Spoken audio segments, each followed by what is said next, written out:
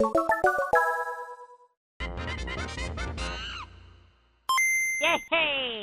So, Mega Dragonite, Mega Hawlucha, Mega Malamar, and Mega Victreebel, among others, have been shown off in a couple of teasers for Pokemon Legends Z through A, and it got me thinking about the Mega Evolutions from Pokemon's past titles. While the majority of Mega Evolutions provided nothing but positive attributes to the Pokemon that received them, a fair few, and then some, ended up with a transformation that not only broke the boundaries on what the evolutionary mechanics are capable of, but the ethics involved in using them as well. Just as a heads up, some of the topics that get brought up in this video could be kind of dark, so if you're uncomfortable or not in a good place to be hearing the following topics, then feel free to sit this one out. I've got a side channel that's completely ad-free, and you can watch me playing Pokemon and other stuff over there at Sass's Dumpster. For everyone else, let's continue. What I'll be covering in this little video is the dark side of Mega Evolution, and what burdens Pokemon are willing to bear in order to gain victory for their trainers. I'll leave the ethical discussions for you to consider in the comments below, but just know that there are some Pokemon that go through so much just to squeeze a little more out of themselves in order to keep going beyond their normal limitations. Let's start with a baseline example of what a good, or in other words, safe Mega Evolution is. Mega Venusaur's Pokédex entry for Let's Go Pikachu and Eevee says, in order to support its flower, which has grown larger due to Mega Evolution, its back and legs have become stronger. Given that the flower on Venusaur's back is what it uses to absorb the sun's rays and keep itself healthy and powerful, it makes sense that its Mega Evolution would increase the size of it, and that Venusaur's body would compensate for the larger burden on its body by becoming more muscular and strong. This is a good Mega Evolution, since it builds upon what makes Venusaur already strong and amplifies that to a peak during key moments in battle. I would say there's also little to no downside, since none are mentioned in any Pokédex entries. We can also look at something like Mega Pinsir. Mega Pinsir's Pokédex entries from Sun and Ultra Sun read as follows. The influence of Mega Evolution leaves it in a state of constant excitement. It pierces enemies with its two large horns before shredding them. After Mega Evolution, it becomes able to fly. Perhaps because it's so happy, it rarely touches the ground. Mega Evolution provided Pinsir with a completely new perspective of its own existence, allowing it the freedom of flight when it is normally frequently used to being idle underground in its downtime. I couldn't imagine how much fun that you'd have being able to grow wings essentially on command. What an absolute delight. I wish every single Pokemon could experience the same unrivaled joy that Pinsir does upon Mega Evolving. Now let's talk about some Mega Evolutions that are a bit on the lower end of what could be described as good. While not inherently dangerous, these Mega Evolutions do possess some sort of inherent risk involved when utilizing their powers. Mega Heracross's Pokédex entry from Ultra Moon states, a tremendous influx of energy builds it up, but when Mega Evolution ends, Heracross is bothered by terrible soreness in its muscles.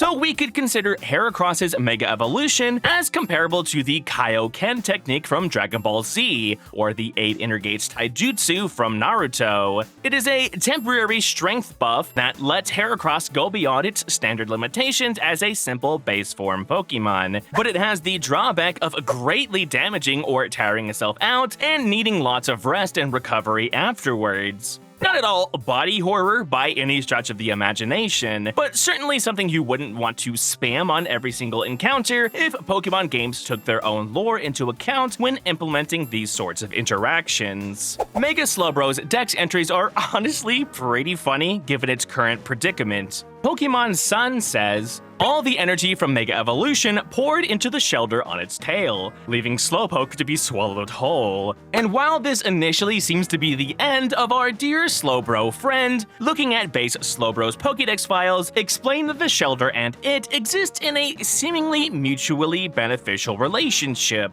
Though usually dim-witted, it seems to become inspired if the shelter on its tail bites down. The shelter appears as it does because it has evolved specifically to provide the Slowbro that it is feasting on with as much protection as possible. Naturally dull to begin with, it lost its ability to feel pain due to Shelder's seeping poison. Shelder, in its greed to suck out more and more sweetness from Slowbro's tail, has metamorphosed into a spiral-shaped shell. The Shelder is what provides a Slowpoke not only its ability to evolve, but extremely high pain tolerance, alongside nigh impenetrable defenses once Mega evolved. When a Slowpoke went hunting in the sea, its tail was bitten by a Shelder. That made it evolve into Slowbro. Having been swallowed whole by Shelder, Slowbro now has an iron defense. It's pretty comfortable in there too. While all of these qualities between a Slowpoke and its possible parasitic companion Shelder are great, it is, at the end of the day, a parasitic relationship. The Mega Evolution provided to Slowbro essentially empower the thing slowly draining it of its life forces with the ability to be the sole benefactor of such a feast. Obviously, Slowpoke doesn't really seem to mind, but that seems to be a result of years of evolutionary reliance on another species to provide it with protection and power, at the cost of relinquishing itself as a long-term meal to its tail bling. Now, let's talk about what I consider the high-end, or most positive version of a bad Mega Evolution. These qualify under the definition of dangerous and require extreme caution as well as a questionable moral compass to properly utilize. The following few Megas have several of essentially the same idea behind them, which is the heightening of their animalistic traits and complete loss of ethics. In other words, these next Mega Evolutions drive the Pokemon undergoing them mad and cause them to lose their minds. Yes, this is a best case scenario. Yikes. Mega Bayonet's Ultra Sun and Moon Pokédex entries say, extraordinary energy amplifies its cursing power to such an extent that it can't help but curse its own trainer. Mega Evolution increases its vindictiveness, and the cursing power that was held back by its zipper comes spilling out. It's notable that Mega Bayonet turns on its own trainer because of what actually ends up creating a Bayonet. Bayonets are created after someone, usually a child, throws away or abandons a beloved stuffed toy. This toy stews in its anger and malice, and then compiles cursed energy born from the grudge it developed from being trashed. A doll that became a Pokemon over its grudge from being junked. It seeks the child that disowned it.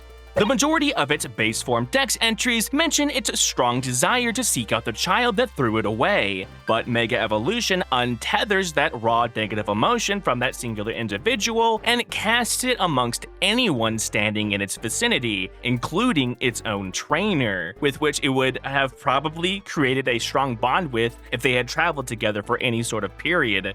It's particularly disheartening that this is the case, as Ultra Moon's Bayonet Dex entry speculates. Some say that treating it well will satisfy it, and it will once more become a stuffed toy. Perhaps utilizing Mega Evolution to amplify Bayonet's negative emotions is necessary to prevent it from returning to its original stuffed toy state. But that's just heartless, man. Who would do such a thing? Mega Garchomp's Sun, Moon, and Ultra Moon Dex entry state, excess energy melted its arms and wings, transforming them into giant scythes. Its vaunted wings become scythes, sending it mad with rage. It swings its scythes wildly and slices the ground to pieces. Its disposition is more vicious than before its Mega Evolution. Garchomp carves its opponents up with the scythes on both arms. What on earth causes Mega Evolution to upset Garchomp so much that it rampages ever so angrily?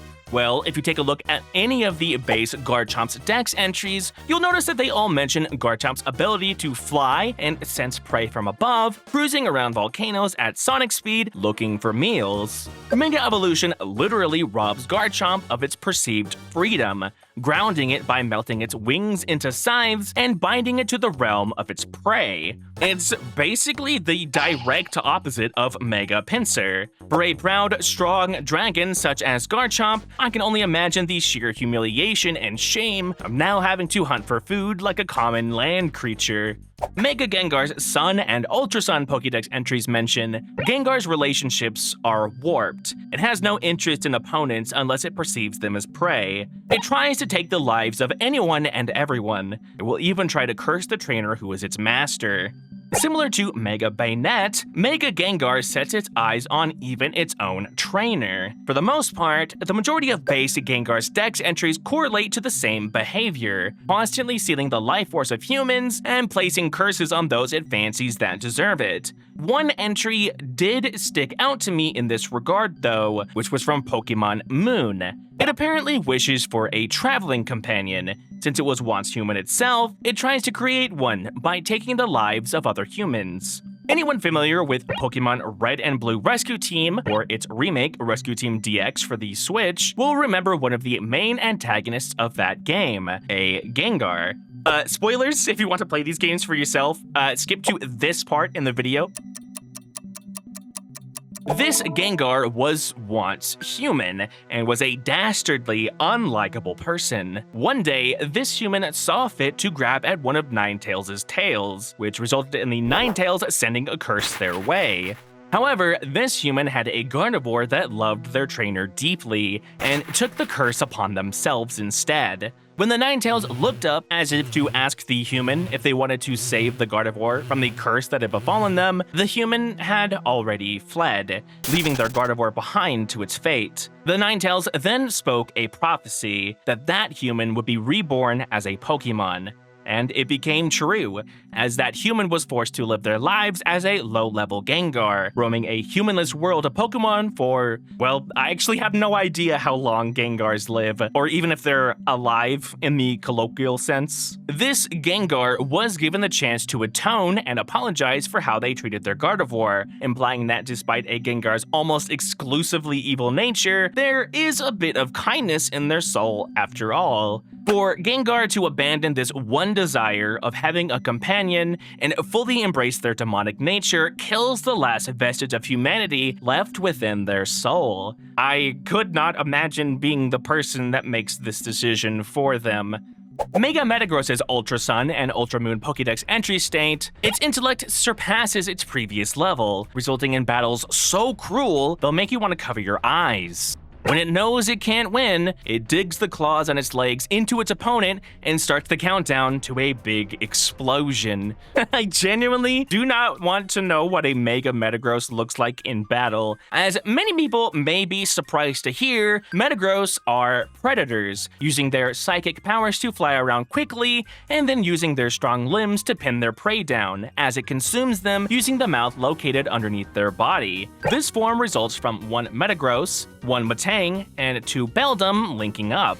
For those not aware, 2 Beldum are required to make 1 Matang, and 2 Matangs are required to make 1 Metagross, meaning that there are now 8 individual brains inside of Mega Metagross. What made Metagross turn from simple predator to a cruel, sore loser? Where did this pride come from? The extra brains? The fact that Mega Evolution turned one of the most intelligent creatures in Pokemon from powerful hunter to frothing beast is the stuff of nightmares. And probably the most popular version of this Mega Madness evolutionary problem, as I'll call it, is with Salamence. Mega Salamence's Moon, Sun, and Ultra Sun Pokédex entries warn, Mega Evolution fuels its brutality, and may even turn on the trainer who raised it. It's been dubbed the Blood-Soaked Crescent. Anyone standing in its path gets sliced right in two, while this Pokemon continues its flight without interruption. For those unaware of the entire plotline of a Salamence's evolutionary line, let me explain. From the moment a Bagon is born, it desires to fly in the sky. So much so that it will climb tall cliffs and leap headfirst off of them in an attempt to will themselves to begin flying. This is why they have evolved to develop this extremely dense part of their skull, since they would damage their brains and bodies as they continue to attempt to fly over and over again. Bagon has a dream of one day soaring in the sky. In doomed efforts to fly, this Pokemon hurls itself off cliffs. As a result of its dives, its head has grown tough and as hard as tempered steel. Once it evolves into a Shellgon, its cells have begun the process of growing into the body that it desires, complete with a set of wings so that it can finally fly as it's always dreamed of. In order for this process to take place, though, it has to give up the ability to even try to fly, since the shell that it grew has burdened it with so much weight that it cannot attempt to leap off of cliffs anymore. Its armored body makes all attacks bounce off. The armor is too tough, however, making it heavy and somewhat sluggish. It spends its days in quiet solitude inside of caves and caverns, hardly eating as it awaits the day that its shell finally peels off and it is reborn as the breathtaking dragon it always knew that it would be. It hardly eats while it awaits evolution. It becomes hardier by enduring hunger. Its shell peels off the instant it begins to evolve. Covering Shellgon's body are outgrowths, much like bones. The shell is very hard and bounces off enemy attacks. When awaiting evolution, this Pokemon hides away in a cavern. Imagine spending your entire life wishing with all of your heart, spending agonizing days and months, maybe even years, consumed with only the desire to fly amongst the clouds and other Pokemon in the sky. And you finally get it. Overjoyed at finally being able to fly, it flies all over the place, and usually doesn't land until it's completely exhausted and needs to sleep. By evolving into Salamence, this Pokemon finally realizes its long-held dream of growing wings. To express its joy, it flies and wheels all over the sky while spouting flames from its mouth. Now I want you to imagine the abstract horror of having the body that you've always wanted changed and molded by someone else, perverted and bastardized into a form explicitly viable for combat exclusively. Not freedom, just annihilating everything in front of you, having your tendency to go blindingly mad with rage provoked by the trainer that you've been saddled with. While basking in the joy of flight generally keeps this Pokemon in high spirits, Salamence turns into an uncontrollable menace if something angers it. When angered, it loses all sense of itself and destroys everything around it. The destruction will continue until Salamence has tired itself out. The stress of its two proud wings becoming misshapen and stuck together because of strong energy makes it go on a rampage. Genuinely gut-wrenching stuff. Imagine intentionally causing emotional distress in your Pokemon at all, let alone for an advantage in battle. But it gets even worse, if you could believe it. What if the very act of Mega Evolution itself inflicted real physical pain alongside whatever mental duress that the Pokemon had to endure? Mega Tyranitar's Ultra Sun and Ultra Moon Dex entries mention, due to the colossal power poured into it, this Pokemon's back split right open. Its destructive instincts are the only thing keeping it moving. The effects of Mega Evolution make it more ferocious than ever. It's unclear whether it can even hear its trainer's orders. Anyone even partially aware of base Tyranitar's lore will know that this thing is a juggernaut, truly one of the most dangerous Pokemon to ever walk the earth. It constantly roams around the mountains that it makes its nest in, looking for opponents to face off against, relying on its indomitable body to reliably outlast any sort of attack. The fact that Mega Evolution could cause this body to break in such a way that not only does it seemingly add a brand new weakened area that a Tyranitar would be blind to, given that it would be unable to see its backside, but also forcing it into a combat-focused mindset. Despite this, leads me to believe that Mega Evolution may have more to do with a trainer's will over their Pokemon instead of any sort of intended evolutionary breakthroughs. Mega Glalie Sun, Moon, and Ultra Moon Pokédex entry state, the excess energy from Mega Evolution spilled over from its mouth, breaking its jaw. It spews endless blizzards. It envelops prey in its mouth, freezing them instantly, but its jaw is dislocated, so it's unable to eat them. The power of Mega Evolution was so strong that it smashed Glalie's jaw. Its inability to eat very well leaves Glalie irritated. Yeah, Mega Glalie doesn't leave its mouth wide open to farm Aura. It literally does not have the ability to close it anymore since Mega Evolution breaks Glalie's jaw. Wanna know the crazier part? Glalie's body is made up of entirely solid rock. Glalie has a body made of rock, which it hardens with an armor of ice. This Pokemon has the ability to freeze moisture in the atmosphere into any shape it desires.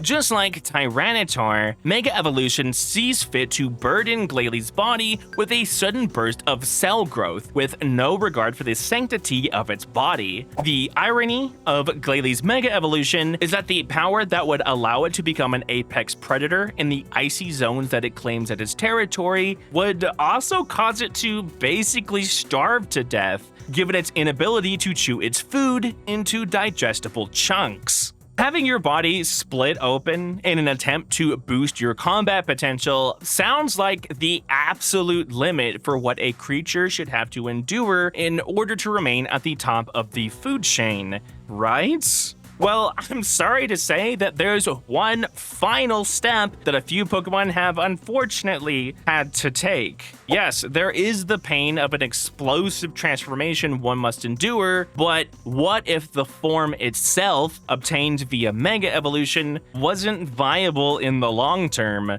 Think back to Mega Heracross, where buffing oneself caused some sort of blowback that required rest and rejuvenation in order to use subsequently. These next few Pokemon are actively in the process of dying while Mega evolved.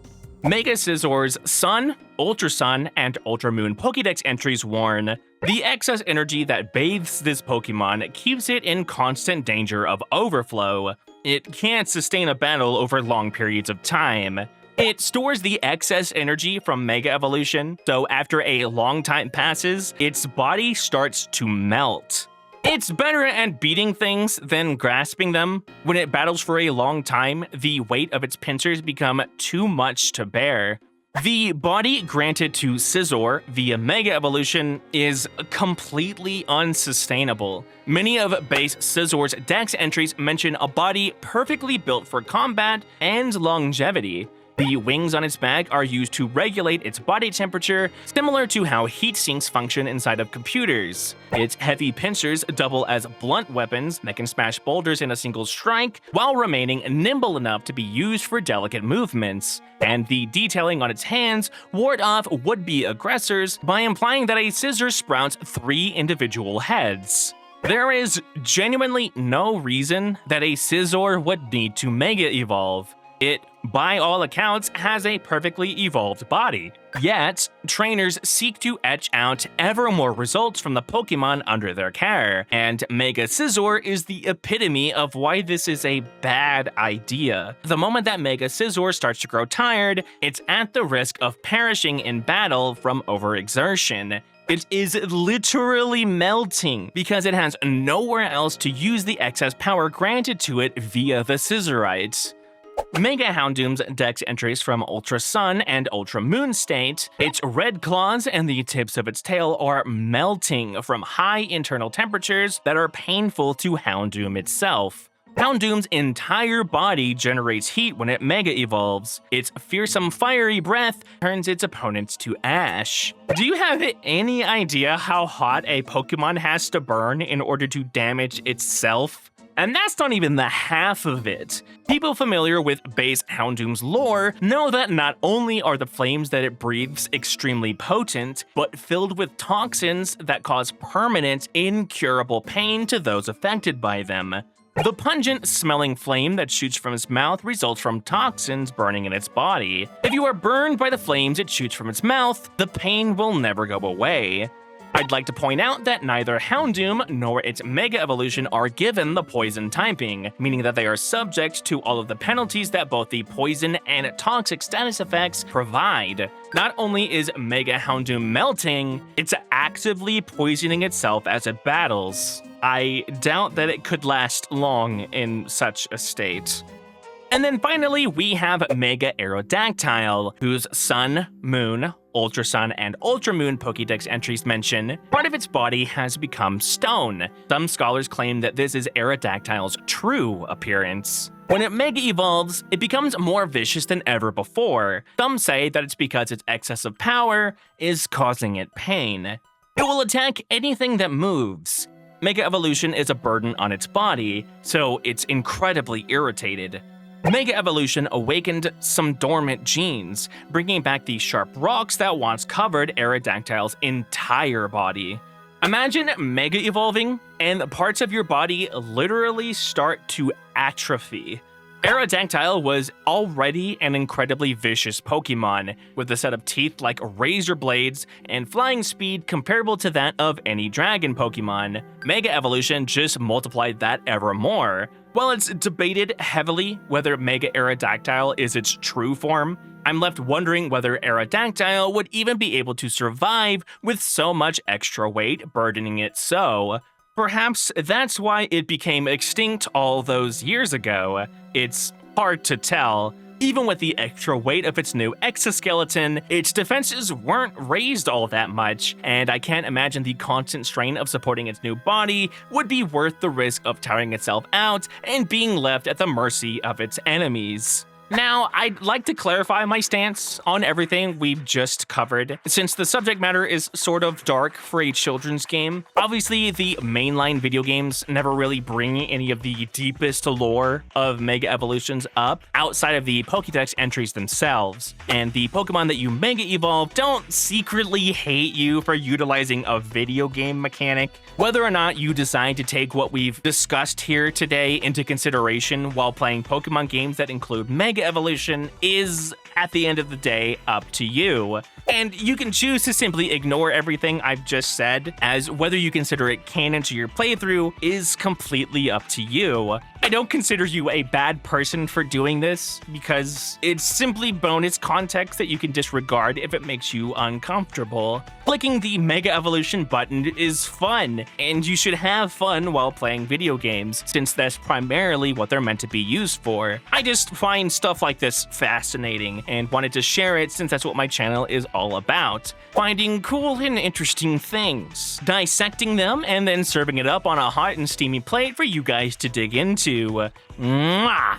Anyway, that'll do it for this video. I really like Pokemon, so I'm glad I could get something up on the channel that had something to do with the series. Please give this video all of the support that you can. I know I'm more well known for doing Yu-Gi-Oh stuff, but I don't want to limit myself to one series since I care so much about games of all genres and types. I'm currently working on a Pokemon challenge video where I play through Pokemon Emerald, only using Pokemon that have a base stat total of 400 or less, and the progress on my attempts for that can be found on my second channel, Sass's Dumpster. This is my challenge-proof and general footage dumping channel that is 100% ad-free and minimal editing. Check it out if you need background noise or something to fall asleep to without being interrupted by ads. Please like the video and comment something down below to let YouTube know that you've just downed an entire slice of YouTube's #1 yapper. That's me, by the way. Consider becoming a patron or buying me a coffee over on my Ko-fi to support me and keep a roof over my head and food in my tummy.